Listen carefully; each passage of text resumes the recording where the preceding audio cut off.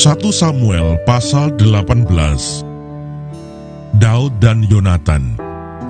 Ketika Daud habis berbicara dengan Saul, berpadulah jiwa Yonatan dengan jiwa Daud, dan Yonatan mengasihi dia seperti jiwanya sendiri.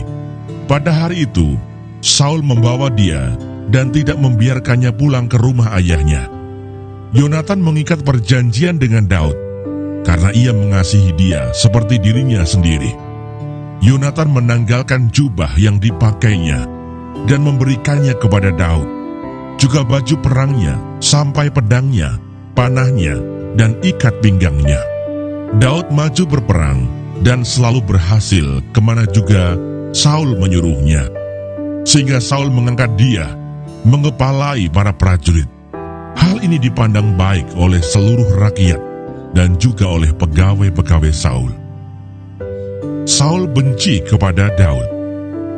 Tetapi pada waktu mereka pulang, ketika Daud kembali sesudah mengalahkan orang Filistin itu, keluarlah orang-orang perempuan dari segala kota Israel menyongsong Raja Saul sambil menyanyi dan menari dengan memukul rebana, dengan bersukaria dan dengan membunyikan gerincing. Dan perempuan yang menari-nari itu menyanyi berbalas-balasan, katanya, Saul mengalahkan beribu-ribu musuh, tetapi Daud berlaksa-laksa. Lalu bangkitlah amarah Saul dengan sangat, dan perkataan itu menyebalkan hatinya, sebab pikirnya, kepada Daud diperhitungkan mereka berlaksa-laksa, tetapi kepadaku diperhitungkannya beribu-ribu. Akhir-akhirnya jabatan raja itu pun jatuh kepadanya. Sejak hari itu, maka Saul selalu mendengki Daud.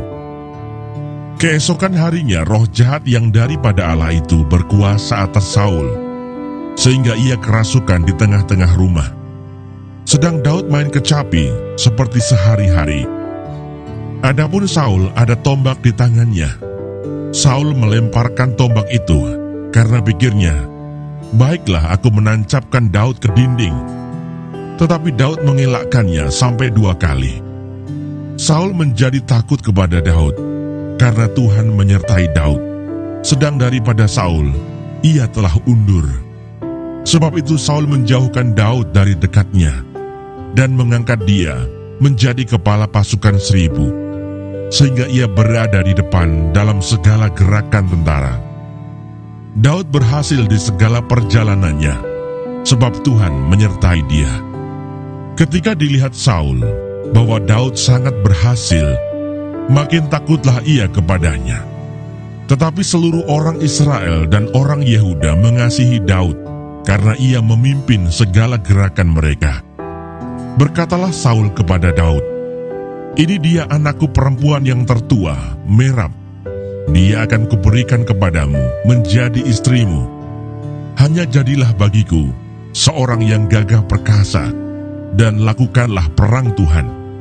Sebab pikir Saul, janganlah tanganku memukul dia, tetapi biarlah ia dipukul oleh tangan orang Filistin. Tetapi Daud berkata kepada Saul, siapakah aku dan siapakah sanak saudaraku, kaum ayahku di antara orang Israel, sehingga aku menjadi menantu raja? Tetapi ketika tiba waktunya untuk memberikan Merab, anak Saul itu, kepada Daud, maka anak perempuan itu diberikan kepada Adriel, orang Mehola, menjadi istrinya. Tetapi Mikal, anak perempuan Saul, jatuh cinta kepada Daud. Ketika hal itu diberitahukan kepada Saul, maka ia pun menyetujuinya. Sebab pikir Saul, baiklah Mikal kuberikan kepadanya, biarlah ia menjadi jerat bagi Daud, dan biarlah tangan orang Filistin memukul dia. Lalu berkatalah Saul kepada Daud untuk kedua kalinya, pada hari ini engkau boleh menjadi menantuku.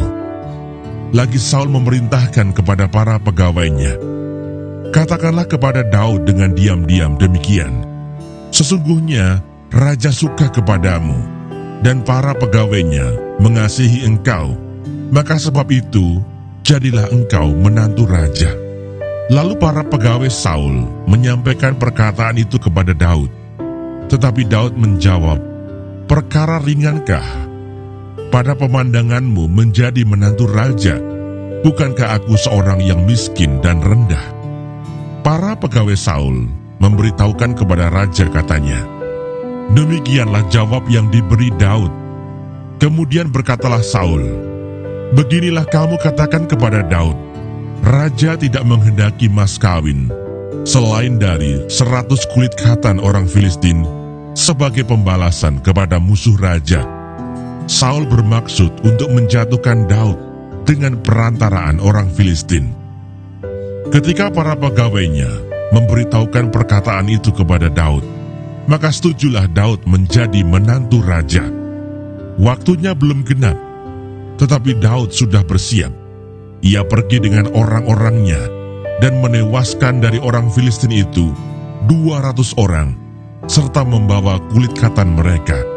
Dan dalam jumlah yang genap, diberikan merekalah semuanya itu kepada raja, supaya Daud menjadi menantu raja.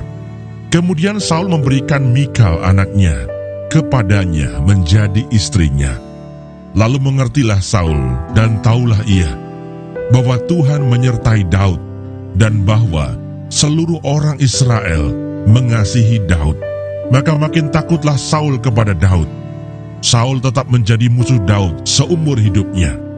Apabila raja-raja orang Filistin maju berperang, setiap kali mereka maju berperang, maka Daud lebih berhasil dari semua pegawai Saul, sehingga namanya sangat masyhur.